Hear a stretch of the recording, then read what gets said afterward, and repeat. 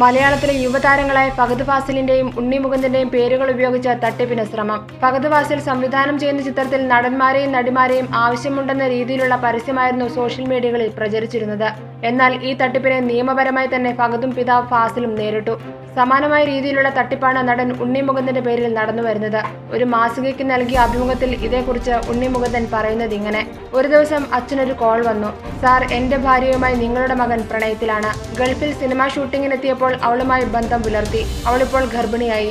ഭർത്താവെന്ന നിലയിൽ പലവട്ടം വിലക്കി. എറണാകുളത്ത് അവളുമായി നടക്കുന്നതറിഞ്ഞ് അവനെ ഭീഷണിപ്പെടുത്തുന്നതിന് ഞാൻ ഗുണ്ടയെ വിട്ടു. പക്ഷേ 30,000 രൂപ നൽകി അവൻ ഗുണ്ടയെ ഒതുക്കി. ഇത് കേട്ട് എന്റെ അച്ഛൻ തകർന്നുപോയി. ഞാൻ ഇതിൽ വീണുപോയെന്ന ശങ്ക അച്ഛനുണ്ടായിരുന്നു. അത്രയ്ക്ക് വിശ്വസിപ്പിക്കും വിധം തെളിവുകളും വിളിച്ചയാൾ കൊടുത്തിരുന്നു. എറണാകുളത്തെ ഒരു ഹോട്ടലിൽ നിന്ന് ഇറങ്ങി വരുന്ന ചിത്രം, അയാളുടെ ഭാര്യയുമായി ഫേസ്ബുക്കിലൂടെ നടത്തിയ അശ്ലീല ചാറ്റിങ്ങിന്റെ പട്ടിക. ഞാൻ ധൈര്യത്തോടെ നിന്നു. അച്ഛൻ അയാളുടെ കേസ് കൊടുക്കാൻ പറഞ്ഞു. അപ്പോൾ അയാൾ ഗൾഫിൽ നിന്നുള്ള നെറ്റ് കോൾ വഴി വിളിച്ചിട്ട് പറഞ്ഞു, ഉണ്ണി ഭാവിയുള്ള നടനല്ലേ, അവിവാഹിതനല്ലേ, അവന്റെ കരിയർ നശിപ്പിക്കണോ? നമുക്കിത് പണം നൽകി ഒത്തുതീർപ്പാക്കിക്കൂടെ? താനൊരു ഭർത്താവല്ലേ, പോയി കേസ് കൊടുക്കണോ എന്ന് ഞാനും പറഞ്ഞു. പിന്നെ വിളിച്ചിട്ടില്ല. 3000-ലധികം ഫേസ്ബുക്ക് അക്കൗണ്ടുകളാണ് എന്റെ പേരുപയോഗിച്ച് പ്രത്യക്ഷപ്പെട്ടത്. യഥാർത്ഥത്തിലുള്ളതിനു പുറമെ സ്വകാര്യ ആവശ്യത്തിനാണ് ഈ അക്കൗണ്ട് ഉപയോഗിക്കുന്നതെന്ന് പറഞ്ഞാണ് അതിന്റെ ഉപജ്ഞാതാക്കൾ പെൺകുട്ടികളെ വശീകരിക്കുന്നത്.